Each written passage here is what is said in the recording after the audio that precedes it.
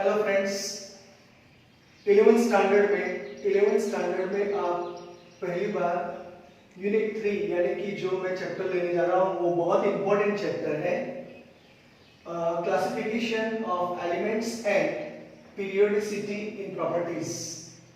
Standard 11 unit 3 lecture number 1। आपको ये lecture जो स्टार्टिंग में कर रहा हूँ वो बहुत इंपॉर्टेंट है और यहाँ पे आप ध्यान रखिए, यहाँ पे पहले मैं चैप्टर में जो आने वाले जो टॉपिक है उसकी डिस्कशन करूंगा।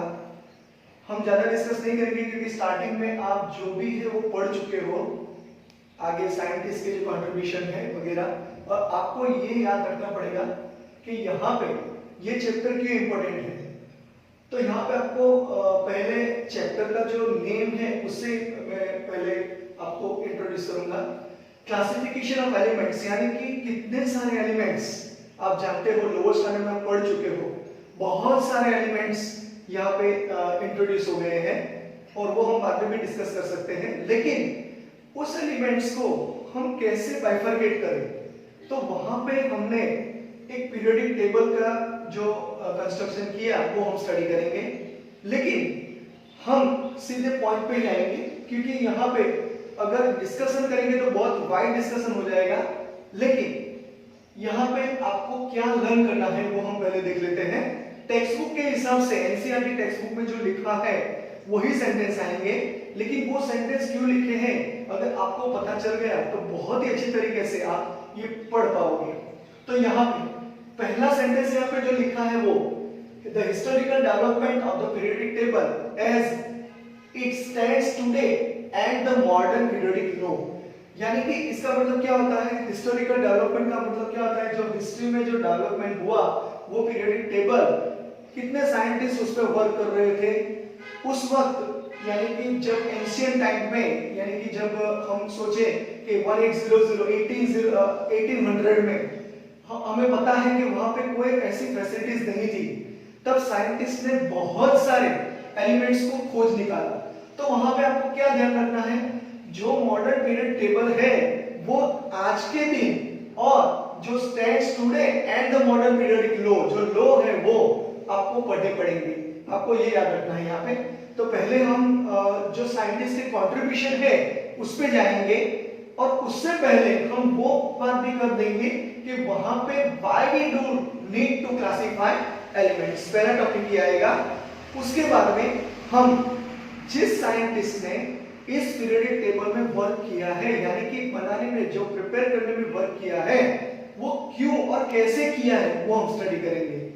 ये बहुत इंपॉर्टेंट पार्ट है क्योंकि वहां पे साइंटिस्ट और कंट्रीब्यूशन के हिसाब से अगर कोई क्वेश्चन आता है तो आपको बहुत इजी तरीके से आ जाएगा। तो ये पहला सेंटेंस था। सेकेंड सेंटेंस वो है कि periodic classification follows as logical consequence of the electronic configuration of atoms. यहाँ पे मैं आपको बहुत ही जरूरी बात बताने जा रहा हूं।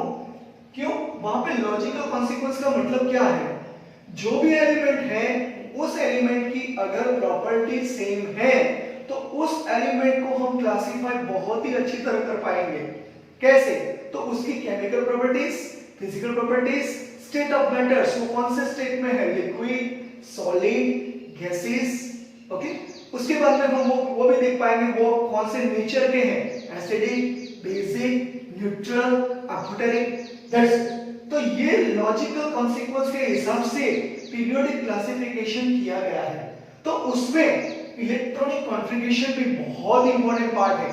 इलेक्ट्रॉनिक कॉन्फ़िगरेशन का मतलब ये होता है कि एनर्जी के हिसाब से ऑर्बिटल में इलेक्ट्रॉन को फिलअप करना। आपको पता ही है ये बात, आप स्ट्रक्चर ऑफ एटम में पढ़ चुके हो। एक एग्जांपल दे देता हूं, अगर कोई आपको पूछे कि कार्बन का इलेक्ट्रॉनिक कॉन्फ़िगरेशन क्या है इन ग्राउंड स्टेट, तो कार्बन Z=6 यानी एटॉमिक नंबर हो गया 6, उसके बाद में He और उसके बाद में 2s2 2px1 2py1 2pz0। इस तरीके से कार्बन का इलेक्ट्रॉनिक कॉन्फ़िगरेशन ग्राउंड स्टेट में हो गया। अगर कार्बन किसी भी एटम के साथ ज्वाइंट नहीं है यानी कि बॉन्डेड नहीं है तो ये इलेक्ट्रॉनिक कॉन्फ़िगरेशन होगा। अगर कार्बन 4 हाइड्रोजन के साथ बॉन्ड कर रहा है तो उसका मतलब ये हुआ कि आउटर मोस्ट सेल, उसको क्या कहेंगे आपको ये पता होना चाहिए। यहाँ पे मैं लिख रहा हूं carbon Z is equal to 6 He cor 2s2 2px1 2py1 और 2pz0। तो ये ग्राउंड स्टेट हुआ। उसके बाद में अगर कार्बन 4 हाइड्रोजन के साथ बॉन्ड कर रहा है तो उसका मतलब ये हुआ कि 2s ऑर्बिटल में से 2 इलेक्ट्रॉन है तो वहां से एक इलेक्ट्रॉन कहां जाएगा 2pz में। और ये जो मैं बता रहा हूं He कोर के बाद में उसको क्या कहेंगे आउटर मोस्ट सेल और उसको वैलेंस सेल भी कह सकते हो। तो यहाँ पे 2s1 2px1 2py1 और 2pz1 हो जाएगा, यानी कि 2s ऑर्बिटल एक अनपेड इलेक्ट्रॉन, उसके बाद में 2px 2py 2pz respectively 1 electron वो अपने ऑर्बिटल में रखेंगे जो हाइड्रोजन के साथ बॉन्ड बनाएंगे और वो बॉन्ड है sharing of electron from the outermost shell. Okay, whatever the unpaired electron the share electron, और जो बॉन्ड बनाएगा उसको हम कहेंगे कोवेलेंट बॉन्ड। आपको याद रखना पड़ेगा शेयरिंग ऑफ इलेक्ट्रॉन। तो यहाँ पे 2s orbital 2px orbital 2py orbital 2pz orbital, अगर मैं कह दूं कि कार्बन एक्साइड स्टेट में हो गया तो यहाँ पे आपको 2s1 और 2pz1 करना पड़ेगा और उसके हिसाब से आपको यहाँ पे 2s orbital 2px 2py 2pz orbital में 1 इलेक्ट्रॉन है। Hydrogen Z is equal to 1s1 एक इलेक्ट्रॉन है उसके पास, तो कार्बन का एक इलेक्ट्रॉन 2s में और हाइड्रोजन का एक इलेक्ट्रॉन, तो यहाँ पे 2s और हाइड्रोजन के 1s, ऐसे 4 1s ऑर्बिटल आएंगे और उस तरीके से कार्बन की वैलेंसी 4 होगी। ये आप पढ़ चुके हो, लेकिन यहाँ पे मैंने इसलिए बताया कि इलेक्ट्रॉनिक कॉन्फ़िगरेशन बहुत ही इंपॉर्टेंट है। अगर आपने इलेक्ट्रॉनिक कॉन्फ़िगरेशंस याद रह गया, hydrogen Z is equal to 1 to Zn zinc Z is equal to 30, तो बहुत ही अच्छी तरीके से केमिस्ट्री को समझ पाओगे। सही है। उसके बाद में अगर कार्बन की वैलेंसी के बारे में सोचे तो यहाँ पे 4 इलेक्ट्रॉन्स निकल जाएंगे तो C के ऊपर +4 आएगा। अगर कार्बन की वैलेंसी हम सोचे कि यहाँ पे ऑक्टेट कंप्लीट कर रहा है, यानी कि 4 इलेक्ट्रॉन गेन कर रहा है, तो इसकी वैलेंसी C-4 आएगी। तो इस तरीके से आपको वैलेंसी भी पता चलेगा, वैलेंसी का मतलब क्या है वो भी आपको पता चलेगा। आउटर मोस्ट सेल में से कितने इलेक्ट्रॉन जा रहे हैं, कितने इलेक्ट्रॉन आ रहे हैं, उसको आप आगे एक चैप्टर है रेडॉक्स रिएक्शन, उसमें आप पढ़ोगे ऑक्सीडेशन नंबर या ऑक्सीडेशन स्टेट, तो उसमें भी आप पढ़ सकते हो। तो वो बहुत इंपॉर्टेंट पार्ट है। अगर आपको इलेक्ट्रॉनिक कॉन्फ़िगरेशन बहुत ही अच्छी तरह आ गई तो आपका काम बहुत ही इजी हो जाएगा। तो मैं तो यही कहूंगा hydrogen Z is equal to 1 2 zinc 2 means TO2 zinc Z is equal to 30 तक आपको इलेक्ट्रॉनिक कॉन्फ़िगरेशन कंप्लीट आनी चाहिए, इसमें कोई भी वहां पे कोई दिक्कत नहीं होनी चाहिए। तो आप बहुत ही अच्छी तरीके से पीरियोडिक ट्रेंड्स या इलेक्ट्रॉनिक कॉन्फ़िगरेशंस को समझ पाओगे। तो ये मैंने बताया, एक एग्जांपल देके आपको याद रखना है। उसके बाद में पीरियोडिक ट्रेंड्स इन इट्स, मैंने अभी बताया periodic trends in its physical and chemical properties of the elements. Physical properties का मतलब क्या होता है? फिजिकल प्रॉपर्टीज वो है जो स्टेट है। सही है, स्टेट कौन सा है, सॉलिड है, लिक्विड है, गैस है, कलर कौन सा है, सही है। उसके बाद में हम स्मेल देखेंगे, उसके बाद में हम देखेंगे मेल्टिंग पॉइंट, बॉइलिंग पॉइंट, ये सारे क्या है, डेंसिटी, ये सारे फिजिकल प्रॉपर्टीज है। तो केमिकल प्रॉपर्टीज कौन सी होगी? जो रिएक्शन करेगा वो केमिकल प्रॉपर्टीज है। वो एसिडिक है, बेसिक है, न्यूट्रल है, एम्फोटेरिक है, वो क्या होगी, केमिकल प्रॉपर्टीज। तो आपको वो बाइफरकेट करना पड़ेगा और उस ट्रेंड्स के हिसाब से एलिमेंट्स को यहाँ पे अरेंज किया गया है। बहुत डिस्कशन कर सकते हैं, लेकिन आगे भी डिस्कशन करेंगे इसकी। तो यहाँ this is very important. Now 3.1 in your NCERT textbook, why do we need to classify elements? Elements को क्लासिफाई करने की क्या जरूरत है? बहुत इंपॉर्टेंट पार्ट है ये। हम एनसीईआरटी टेक्स्ट बुक के हिसाब से जाएंगे, क्योंकि अगर थोड़ा भी आगे पीछे हो गया तो आप ऐसा कहेंगे कि यहाँ पे लेक्चर बाजी हो रही है। तो आपको देखना पड़ेगा व्हाट इज एलिमेंट्स। यहाँ पे देखिए एलिमेंट्स की डेफिनेशन है, the basic units of all types of matter is known as elements. फिर से, the basic units of all types of matter is known as elements. अब बोल दो क्लास में होता था आप बोलते the basic units of all types of matter is known as elements, ऐसे बोलते रहो तो आपको ये याद रह जाएगा। इस तरीके से प्रिपरेशन की जाती है। इंटरेस्ट रखो और उसमें क्या है, बेसिक यूनिट्स का मतलब क्या है पहला ये सोचो, उसके बाद में ऑल टाइप्स ऑफ मैटर, जितने मैटर है उसको जो बेसिक यूनिट्स होती है उसको क्या कहेंगे, एलिमेंट्स। यानी पीरियोडिक टेबल में जो अरेंजमेंट है, हाइड्रोजन है, हीलियम है, लिथियम है, वो सारे क्या है, एलिमेंट। ओके, तो इस तरीके से आपको याद रखना है। उसके बाद में हम ये बात बताएंगे कि यहाँ पे जो साइंटिस्ट है वो साइंटिस्ट ने कंट्रीब्यूशन किस तरह किया था, कितने एलिमेंट्स नोन थे।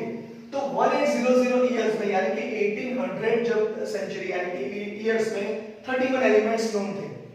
उसके बाद में 1865 यानी कि 1865 में 63 एलिमेंट्स नोन थे। ओके, उसके बाद में एट प्रेजेंट यानी कि अभी जो 114 लिखा है वो थोड़ा गलत हो जाएगा क्योंकि 2020 में यहाँ पे +4 ऐड कर दे तो 118 हो जाता है, तो एक्चुअली 118 आएगा, लेकिन हमारी टेक्स्ट बुक में 114 लिखा है तो हमें वो फॉलो करना पड़ेगा। सो 114 एलिमेंट्स नोन। और ये जो सारे एलिमेंट्स है वो किस तरह से आइडेंटिफाई किए गए हैं, तो प्रॉपर्टी के हिसाब से, जिसकी प्रॉपर्टी जैसी आए वो। कितने एलिमेंट्स ऐसे कि वो रेडियोएक्टिव एलिमेंट्स हो जाते हैं। ओके, तो आपको ये याद रखना है यहाँ पे, तो थोड़ा ये आपको याद रखने की जरूरत है। 1800 में 31 एलिमेंट्स थे, 1865 में 63 एलिमेंट्स हो गए यानी कि almost double. At present 114 elements और we can say that 118 actually 118 elements is there. आपको याद रखना है 114 तो लिखा है, लेकिन यहाँ पे मैं +4 करके आप जानते हो यहाँ पे 118 भी लिख सकता हूँ एट प्रेजेंट, लेकिन आपकी टेक्स्ट बुक में ये दिया गया है। अगर क्वेश्चन पूछा जाए तो टेक्स्ट बुक के हिसाब से आप आंसर दीजिएगा तो ये 114 आंसर आएगा। सही, आपको याद रखना है। Recently discovered elements are man made, यानी कि अभी जो रिसर्च हो रहा है, डिस्कवर्ड हो रहा है, वो क्या है, वो मैन मेड यानी कि आदमी ने बनाया है। सही, आपको याद रखना है। Efforts to synthesize new elements are continuing, यानी कि जो नए एलिमेंट्स हैं उसको जो प्रिपेयर करने में अभी जो प्रयत्न कर रहे हैं वो, यानी कि जो एफर्ट्स कर रहे हैं वो कंटिन्यू हो रहे हैं। साइंटिस्ट, आप जानते हो साइंटिस्ट का मतलब क्या है, scientist just they are nothing doing, they are doing research. उसको रिसर्च क्यों कहते हैं, क्योंकि ऑलरेडी ये खोज की गई है, लेकिन फिर से वो जो खोज कर रहे हैं इसको इस तरह रिसर्च कहते हैं। आपको याद रखना है।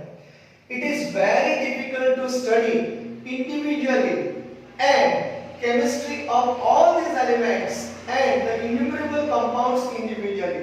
इसका मतलब ये होता है, अगर मैं पढ़ना चाहूं कि मुझे कार्बन की स्टडी करनी है तो कार्बन की स्टडी के साथ उसके कंपाउंड्स जो फॉर्म होते हैं, कार्बन से मिलेगा CO2, कार्बन से मिलेगा कार्बन मोनोऑक्साइड, कार्बन से मिलेगा H2CO3, हाइड्रोजन के साथ अटैच होगी। तो इस तरीके से आपको उसकी अगर स्टडी करनी है तो आपको यहाँ पे इंडिविजुअल स्टडी करनी है केमिस्ट्री की, तो वो बहुत डिफिकल्ट हो जाएगी और उसके इन्यूमरेबल यानी कि बहुत सारे कंपाउंड्स मिलेंगे, उसकी स्टडी भी वेरी डिफिकल्ट हो जाएगी।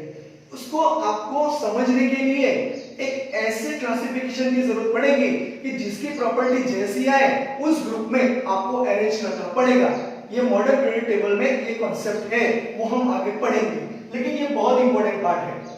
अगर मैंने एलिमेंट निकाला तो उसकी एलिमेंट जो है, अगर 114 एलिमेंट्स हो गए तो सारे एलिमेंट्स को स्टडी करने के लिए बहुत यानी कि आपको वक्त लगेगा, उसका आप समझ भी नहीं पाओगे कि वो कौन सी कैटेगरी में आता है, तो उस तरीके से आपको क्लासिफाई करना पड़ेगा। ओके, तो आपको याद रखना है। बहुत इजी तरीके से बताओ, अगर आपके परसेंटेज के हिसाब से क्लासिफिकेशन नहीं किया कि इंजीनियरिंग में इसको जाना है, इसको बीएससी में जाना है, इसको आईटीआई में जाना है, इसको आईआईटी में जाना है, वो क्लासिफिकेशन है। बहुत बच्चे एग्जाम दे रहे हैं, लेकिन वो क्लासिफिकेशन किसके बेस पर होता है, परसेंटाइल रैंक के हिसाब से। तो यहाँ पे भी एलिमेंट के जो प्रॉपर्टीज है अगर वो सेम आई तो उसको उस लाइन में यानी कि उस लाइन में हमें अरेंज करना पड़ेगा, वो आपको याद रखना है। बहुत इजी तरीका है, लेकिन हम धीरे धीरे आगे बढ़ेंगे, तो ये बहुत इंपॉर्टेंट पार्ट है। तो आपको फिर से यहाँ पे देखिए, chemistry of all this elements and the innumerable compounds individually. Innumerable compounds का मतलब क्या होता है, जो एलिमेंट है वो दूसरे एलिमेंट के साथ रिएक्ट करके कंपाउंड बनाएंगे, उसकी स्टडी करना भी डिफिकल्ट हो जाएगा।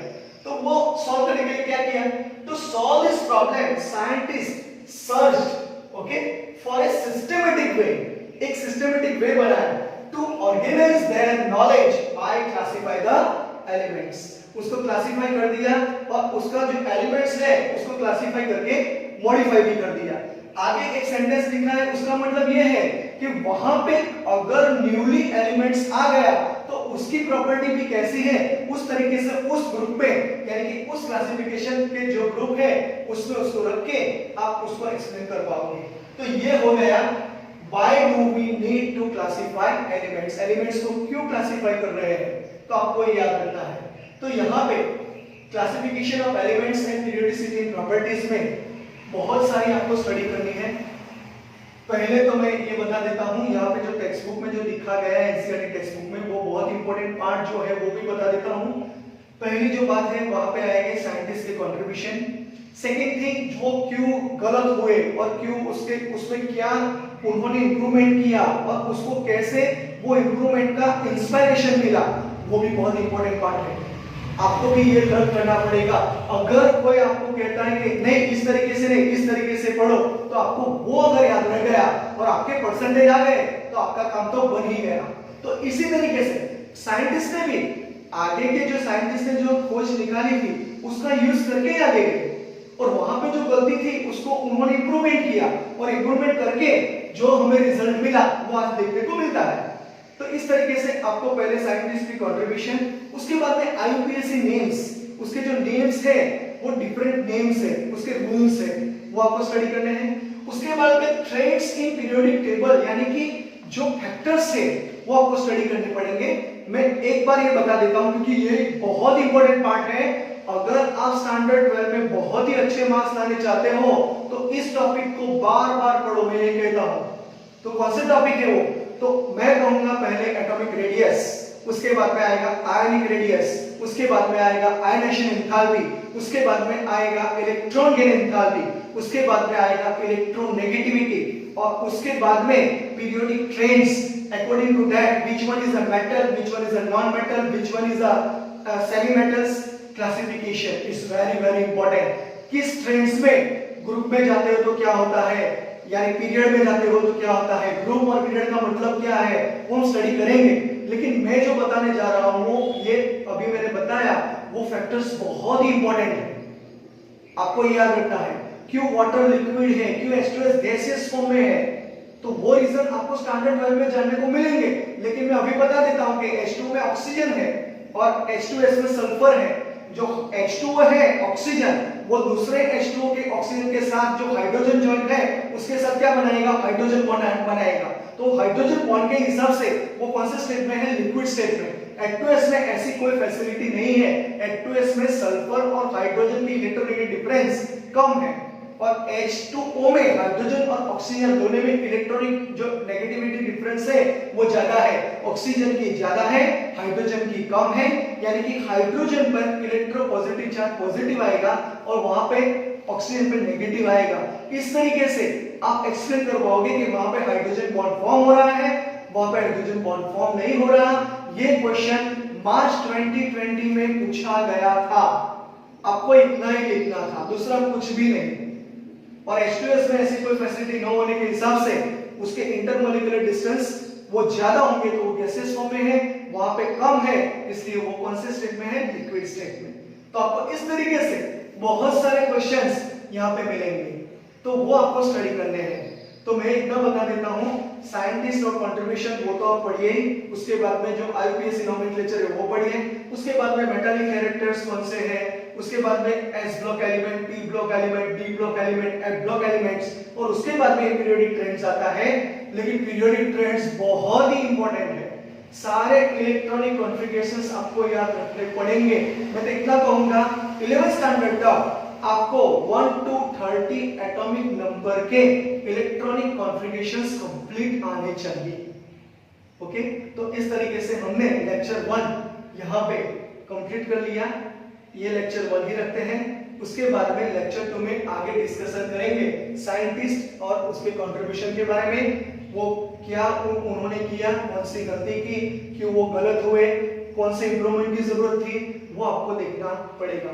तो आपको यहाँ पे टेक्स्ट बुक भी रीड करो और थोड़ा सोचो भी सही कि उसमें क्या लिखा है और क्यों लिखा है, तो आपको पता चल जाएगा कि ये चैप्टर कितना इंपॉर्टेंट है। तो आप इसका स्क्रीनशॉट निकाल लीजिए और आगे जो लेक्चर 2 आएगा उसमें हम इंटरेस्टिंग डिस्कशन करेंगे कौन सी साइंटिस्ट और कंट्रीब्यूशन के बारे में, और उसके बाद में आगे जाएंगे। Thank you very much.